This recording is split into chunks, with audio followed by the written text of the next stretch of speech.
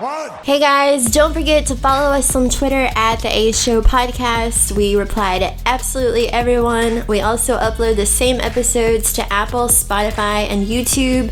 Please don't forget, if you like the podcast, to give us a 5-star rating on Apple. You don't know what hard times are, Daddy. Hard times are when the textile workers around this country are out of work and got 4 or 5 kids and can't pay their wages, can't buy their food. Hard times are when the auto workers are out of work and they tell them go home. And hard times are when a man has worked at a job 30 years. 30 years. They give him a watch, kick him in the butt, and say, hey, a computer took your place, Daddy. That's hard time. Coming off some hard times. Hard times. Hope baby. y'all like that intro. If you didn't, then... You don't have a pulse. Yeah, so we decided to hop on here and do a podcast because, I mean, what else is there to do right now? I feel like everybody's just going through the motions. You can only watch the news and scroll through Facebook so many times before you throw your phone and TV. I know, I saw a meme. It's like, you know how every second they're showing the weather? Now it's every second all you hear about is Corona. Yeah. Apparently, one of the side effects of the coronavirus is that it makes you thirsty for Facebook likes.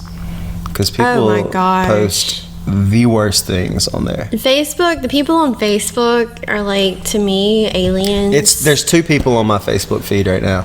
There's the people that are like posting anything they see that like has to do with Corona. Funny stuff. Some of it's funny, some of it's just inaccurate babble. Yeah. Some of it is panic ensuing, like it's all kinds of stuff.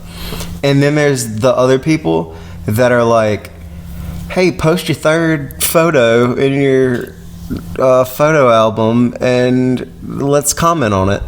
And I'm like, I can't do this anymore. I can't be here. I quit Facebook. I quit. They're releasing shirts. Yeah. All right, guys. You know what they're called? The shirts that they're releasing? Yeah. What? You know how they every year at Mania, they'll be like, I was there. Yeah, I bought one of those shirts tonight. Jerry Lawler had a heart attack. Shut up. I'm talking about WrestleMania. Yeah, they do the WrestleMania. I was there. Brock Lesnar has his city shirts like I was there. Yeah. So they're releasing a Tampa shirt that says I wasn't there because nobody's able to go.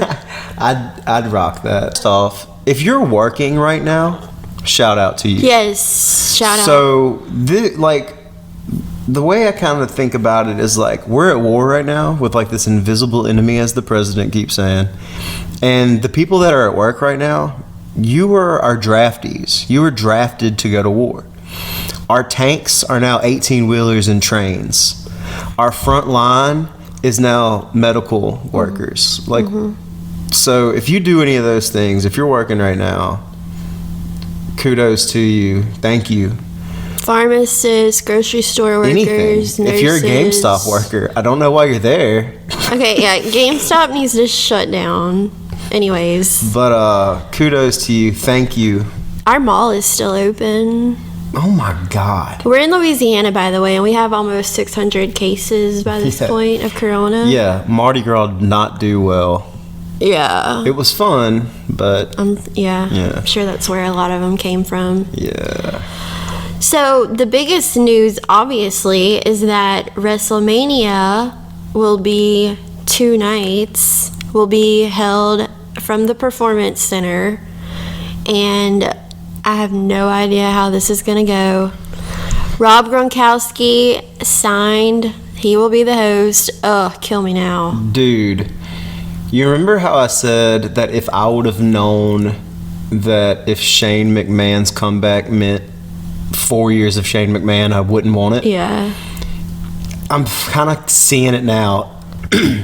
If Gronk's coming in means I have to get more Mojo Rawley all the time. Oh, God. Tell me about it. I'm so good. And I don't mean, I'm not trying to hate on Mojo, but that shtick to me is a little played out. It is. It's very try-hard. Very... That LMAFO style. Yeah. It's over with, and it only really lasted for like a year. It didn't have a lot of staying power. Like, it's like kind of like Matt Riddle with the bro thing, except just not cool at all. It's like your uncles or like your dad trying to be cool and fit in, but it's just not working for me. I don't even know where I'm going with this. I just don't see it as being anything I'm gonna like or be interested in. Yeah, right. So one of the things I kind of asked myself, like, because Gronk doesn't really do it for me either. So I was kind of like, am I just doing this because it's wrestling? And then I was like, because I'm a professional chef. So I was like, if Gronk started a cooking show, would I be excited? No. If Gronk was like, I'm leaving basketball to play or football to play basketball, would I be excited? No. So him doing anything doesn't move the needle for me.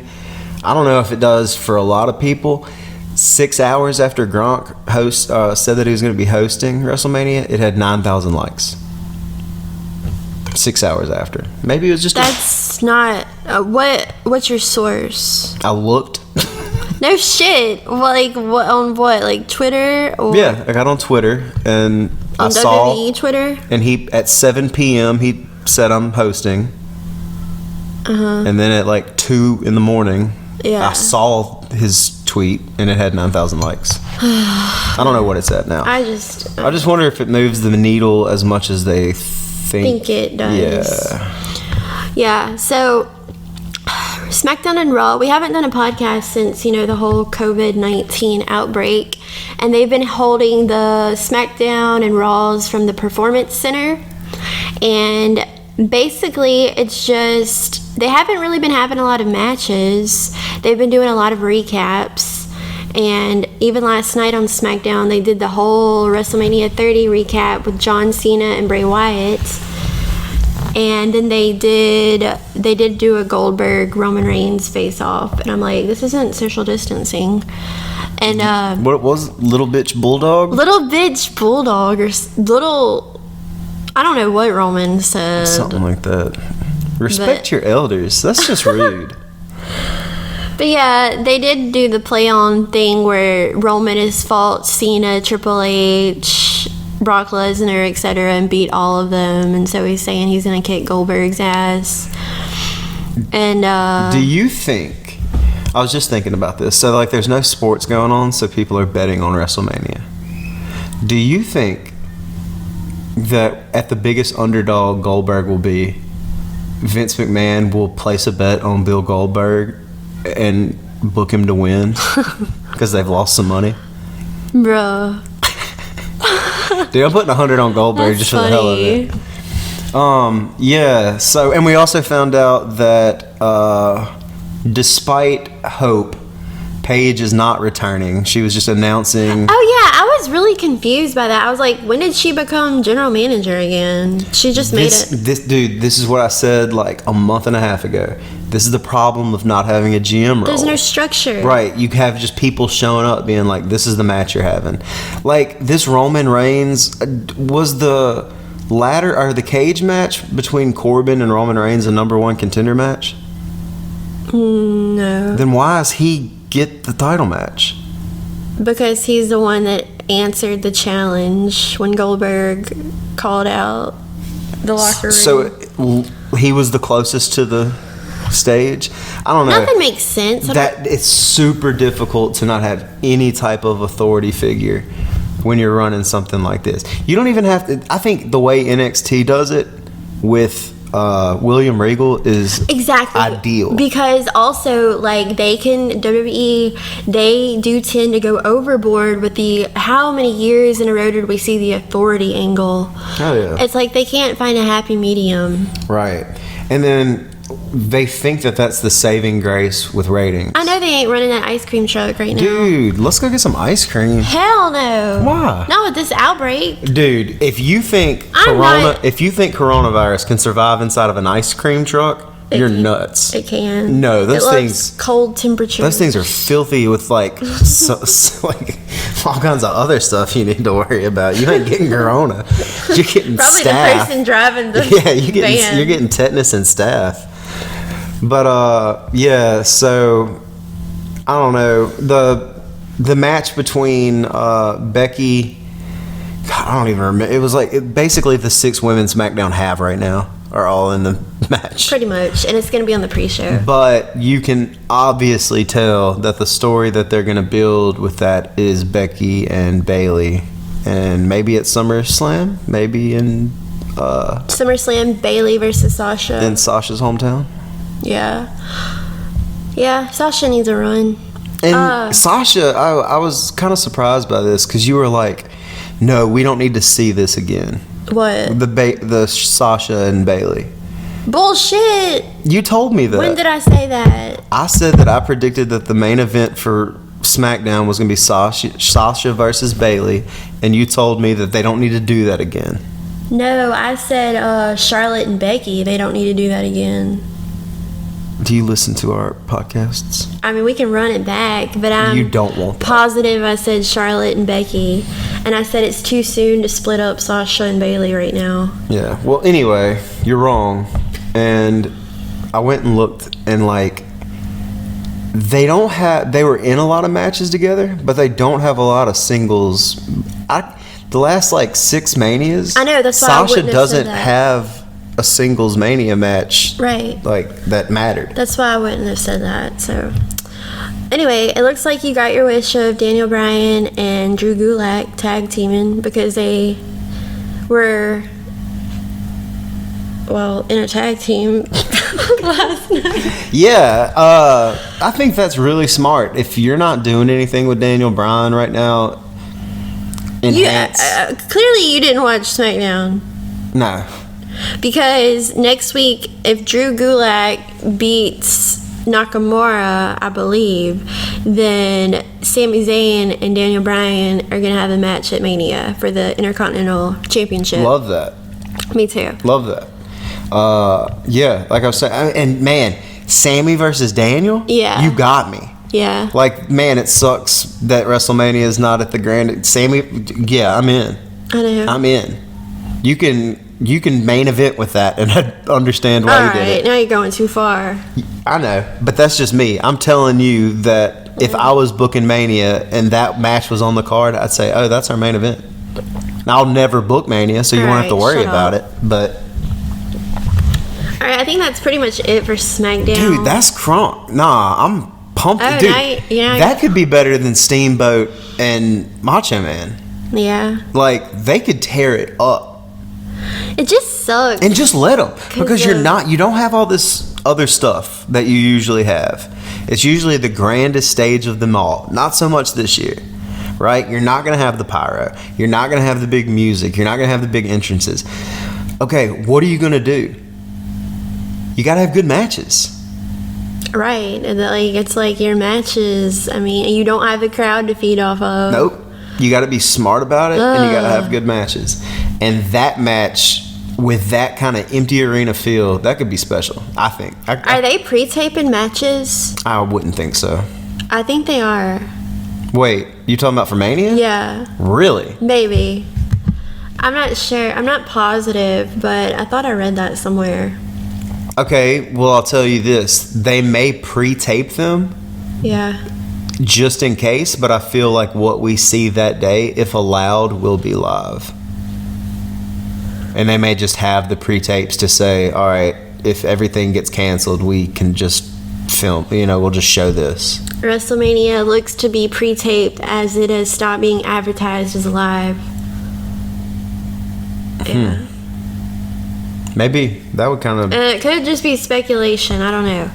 But That would be fine, though, because that news probably won't break. it sucks. This whole thing sucks. Yeah. Coronavirus, man, it's like being at your child's friend's birthday party. Like, you're not going to have fun. It's going to suck, but you're not there for you. You're doing it for others. Yeah. And then, not much, a lot of recaps on Raw. It was 316 Day. Becky and Stone Cold had their moment. Yeah. Which was... super... Becky can pound some beers. I was impressed. Yeah. I'm not shocked, but I am impressed. And then, yeah, so Oh yeah, we're gonna have Rollins and Kevin Owens, which we knew that was coming. I actually said that, it'd be the multi-man tag, but with one of the disciples now injured with a bicep injury. Who? One of the Razor. God, they always get hurt. I think it's him again, and yeah, he does kind of always get hurt. That's a bummer. But is it? Yeah, man. AOP started in NXT, got hot super quick. Something happened, came back to the main roster. Like every time they get going, they get injured, and it sucks because I think what would make them better is just repetition in the ring. Yeah, they got to get the reps in, and they can't because they're big, man. They can move. Those dudes can work. So, yeah, I don't even know what to say about Mania. In the Raws and SmackDowns, when they happened, I was like, I'm not gonna expect anything because I shouldn't. Right. They don't even have to do this. I have such low expectations. Right. They don't even have to do this. They could just say, look, we're tired of losing money, so we're just gonna postpone everything and chill, whatever.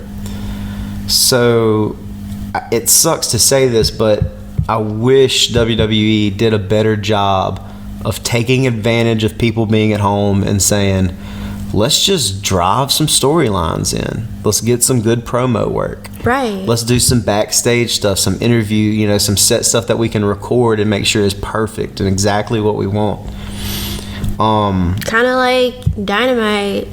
Didn't want to bring it up, but that's kind of what I was going with. I felt like, now I will say, the open didn't do it for me. Some people were like, what a great open. You know what? It was good. You're right. See, there is a fine line with me. Cody Rhodes, okay, he's great in the ring and stuff, but sometimes he comes across as corny to me. Right. To me, I wasn't so worried about what Cody did. I thought Kenny Omega looked weak. I felt like he looked really uncomfortable when he grabbed the mic and just started talking. Granted, well, I didn't care because there is some dissension between the elite. That's true too. And now, like I said, granted, I don't care that he did bad because if you take the best baseball player in the world and you put him in a completely different setting, he might not be as good that day. Mm-hmm. So, I mean, for Kenny to, feel uncomfortable in an empty arena, that's fine. Mm-hmm. I'm not saying he's losing it or never had it. But Cody was fine. Some of the wording he used was corny. I agree with you there. I felt like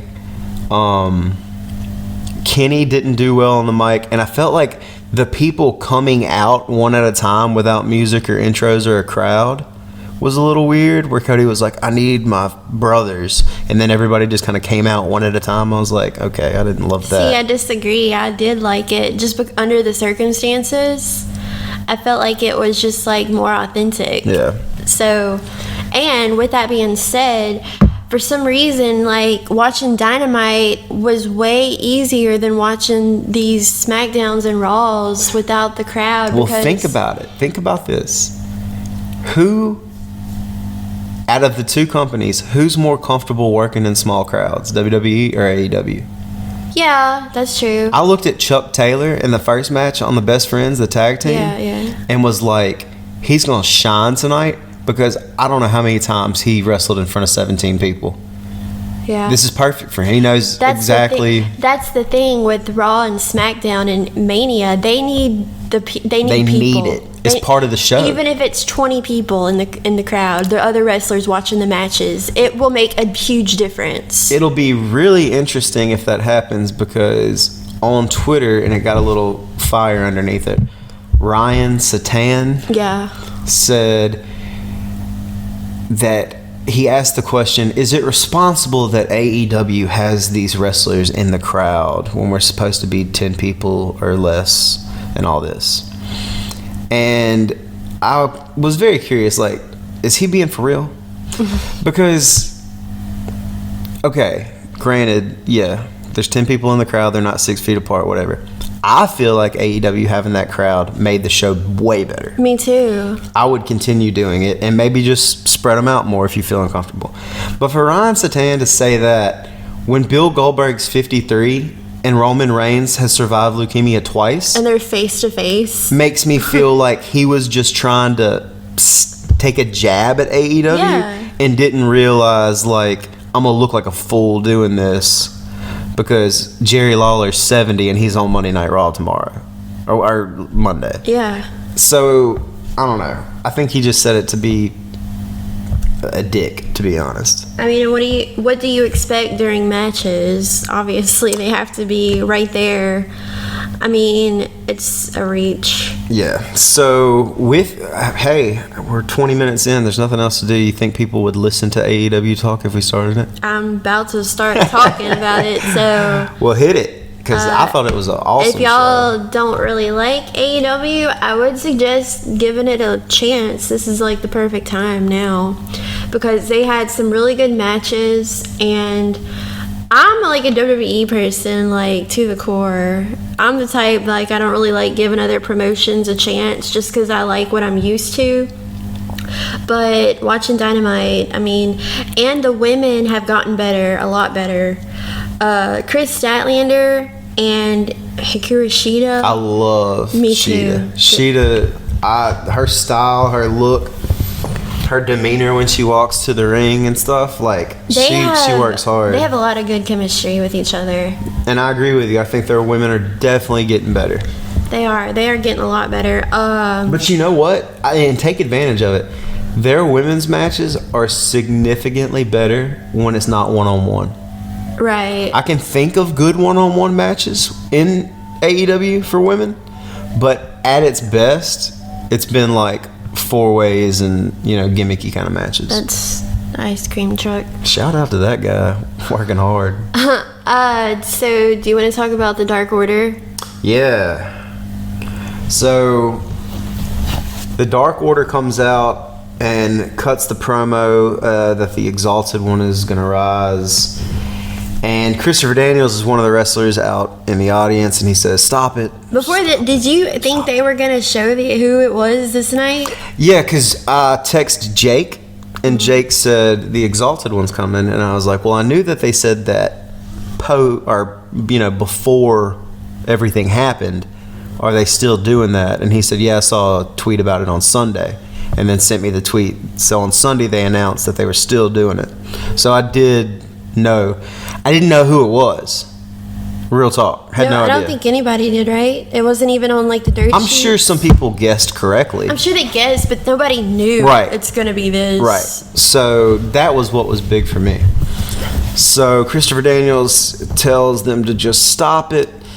He tells Uno that none of the people in the Dark Order's lives have been any better because of him, that he just lies to these people and they believe it.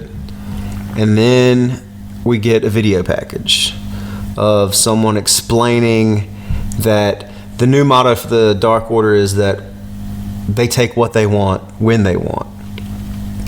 And you slowly realize as a promo's cut saying, Christopher Daniels, you're not the first old man to doubt me, but I'll make damn sure you're the last. As Brody Lee, formerly Luke Harper, is shown as the Exalted One of the Dark Order. Mm-hmm. What you think? I mean, I'm not familiar with his work as Brody Lee. That was him in the Indies. Yep, California based for the most part. Did a lot of work, worked a lot. But I mean, yeah, I know people are very stoked about it. What you saw with Luke Harper in ring is what you're gonna get. He can work. I don't know if you remember him and Dolph in that ladder match, the Intercontinental. One of my favorite ladder matches ever. So the dude can work. But now you're seeing that he can talk, and he's a really smart guy. Bray Wyatt even made a sad face when they showed him on AEW announcing, his, which I'm sure Bray's happy for him, but just sad that talent got away. Yeah. But yeah, I thought that was huge. I think if you thought the Dark Order was corny, that's fine. but now they're legit. Yeah. And it would not break my heart one bit if Brody Lee ends up with one of the tag titles and is a part of the story of the Omega Hangman split. Right. Would not break my heart one bit. Speaking of, they also had a 6-man tag with the Inner Circle versus the Elites to determine who gets the advantage at Blood and Guts. That was the main event? Which is now postponed. Yeah. So, yeah, that match was really good. And Jericho was on commentary, which is... fantastic. Yeah. You pumpkin-headed shit. So the Inner Circle won. And then... The Inner Circle wins. Jericho starts celebrating. And he goes, not only are you a man down, not only does Kenny Omega have a broken hand, not only does Hangman Page not get along with anybody, but now you have the disadvantage in the match. And as he's saying this, a drone slowly starts falling from the sky as Matt Jackson announces that he's wrong. They're not a man down. And the camera zooms to the deleted one, the vessel of Matt Hardy. Matt Hardy version. Oof. I know. So this show, I feel like, was pretty stacked with Brody Lee and Matt Hardy. You had all that. You had, it's 2020, and I can tell you had a pretty fun little Jake Roberts promo. You had MJF for 2 hours, which is awesome. They were gambling on the matches. You had announcing that was so refreshing because they were just talking, and that was fine. Because in the midst of like all the news and media and stuff going crazy, it was nice to just hear 3 dudes watching wrestling dicking off. It was awesome to me.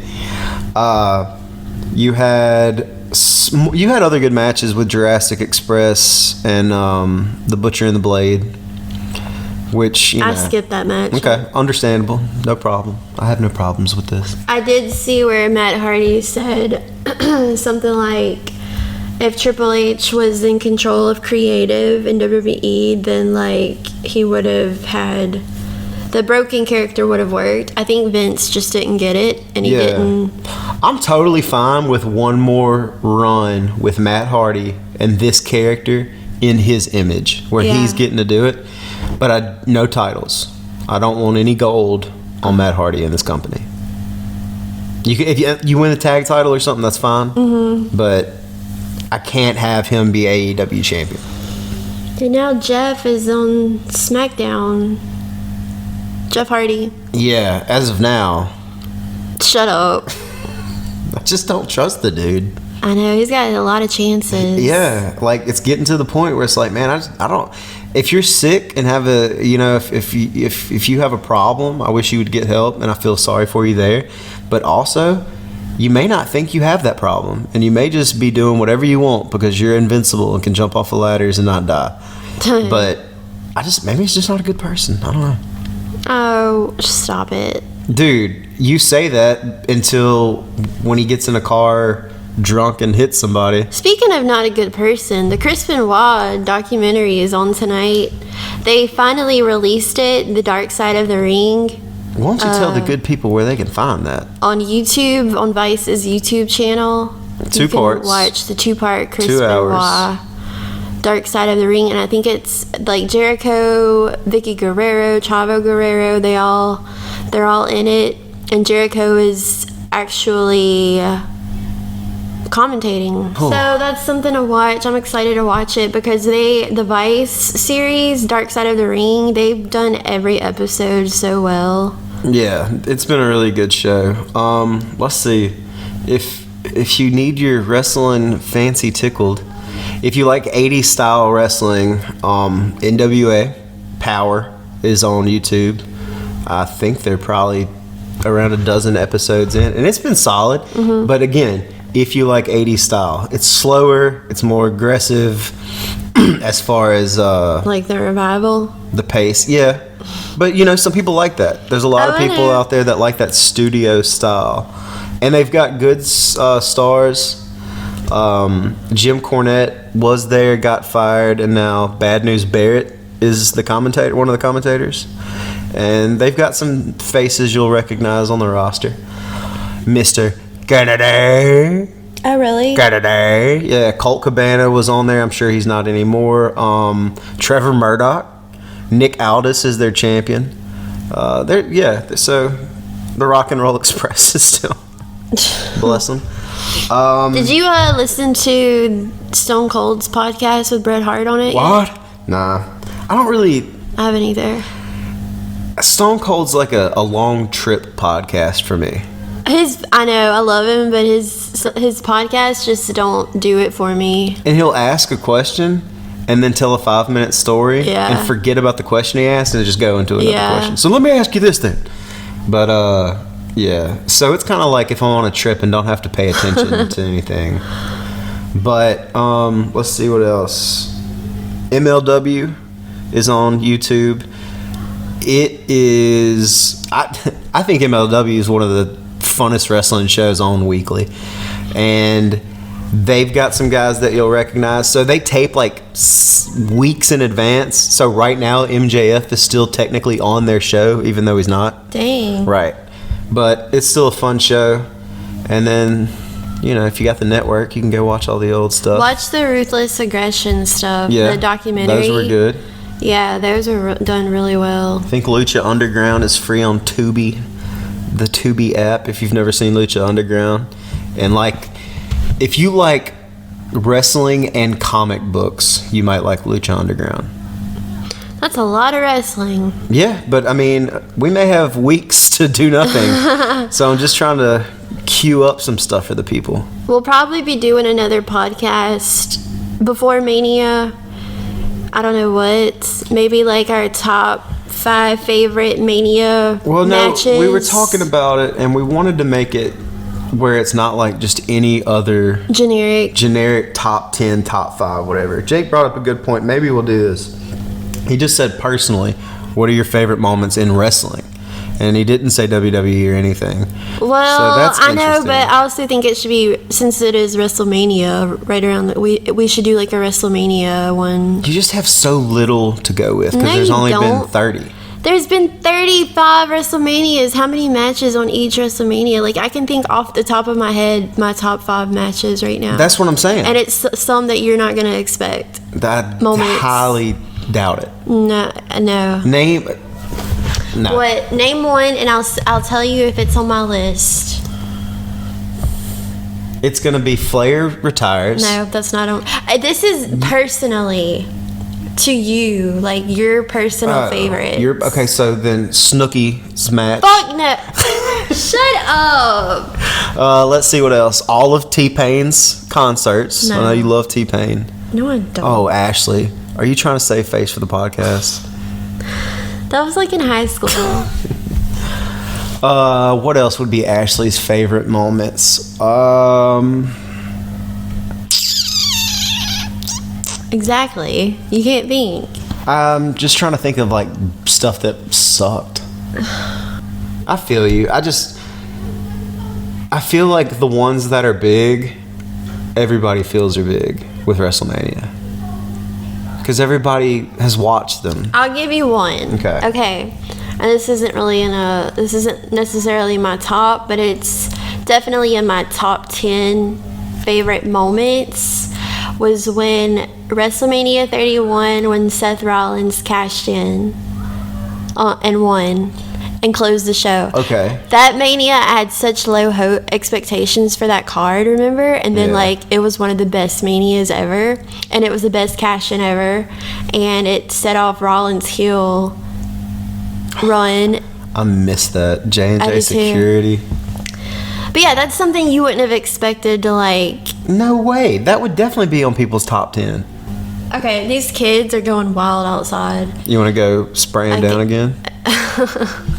We're throwing dog turds at kids from the roof. Not really. Well, she's not. But yeah, this is kind of just like a whatever podcast, you know. We just wanted to see how you guys were doing. Check in. Hard times. Hard times, the baby. But yeah, I'm sure we'll come up with something and maybe have a special guest and upload another one next week or so, or before Mania. And so yeah, thank you guys so much for listening. We hope you're all safe. Stay inside, social distance, is serious, and don't take it lightly. And we out of here? We're out of here. Ring the damn bell.